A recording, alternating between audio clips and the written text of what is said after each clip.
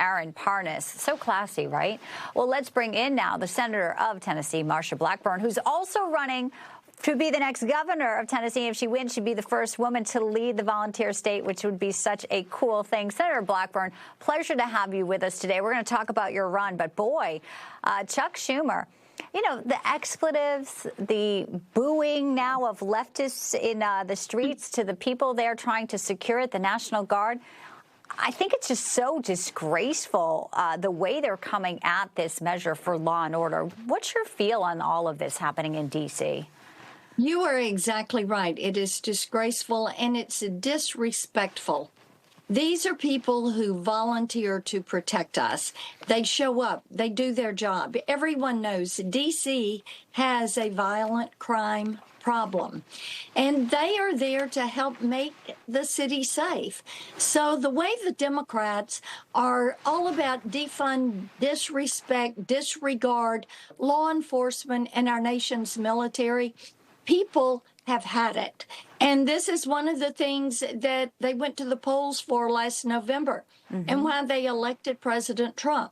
Respect law and order, abide by the law, enforce the law, and make certain that we are funding law enforcement and rebuilding our military.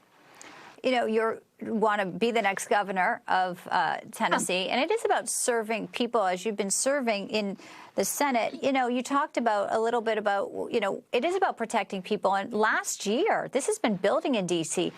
Businesses, groups with offices wrote Mayor Bowser, and they were talking about the violence. Senator, they said that innocent people in neighborhoods across the city have been targeted in robberies, carjackings. They go on to say seemingly random acts of violence. This is an economic angle to all of this, too. When you have law and order that is no longer existing, businesses will close, people will be afraid to go in shops, and basic life necessities all unravel under these leftist-ruled cities and sanctuary states.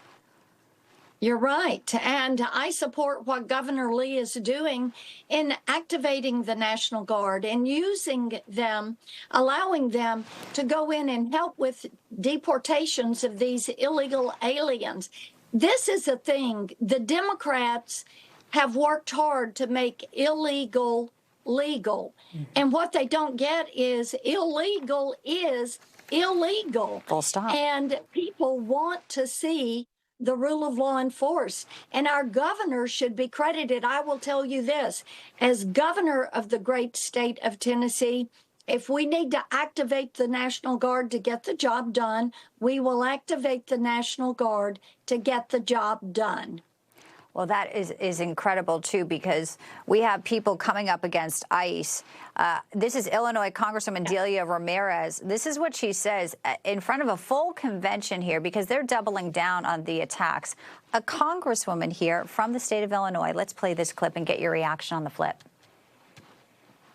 Well, Tom Homan, let me tell you, all over the country, we will continue to stand up for our rights, and we will continue to call out the terrorist organization that is ICE.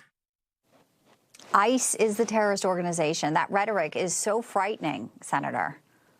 It is indeed. And whether they're trying to equate ICE with Antifa or they're trying to call it a terrorist group, what we do know is ICE is there to do their job.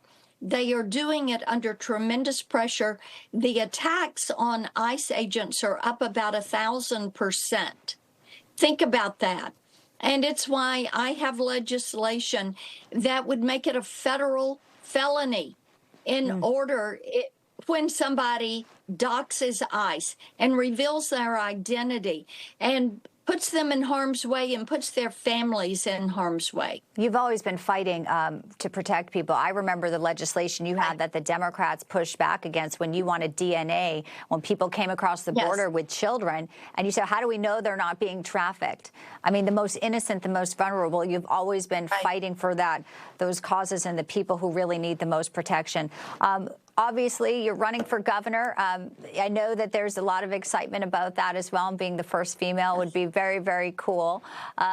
Tell us about what your thoughts are, and have you heard from President Trump at all? I mean, I know you've been a strong supporter of his, and I'm sure he would be very interested in where your race is and a potential endorsement.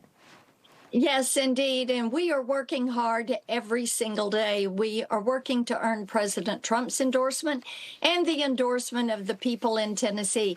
You know, President Trump and the Republican House and Senate have done such great work draining the swamps, sending power, authority, everything back to the states. And so it's going to take good, solid, conservative governors to implement this America First agenda.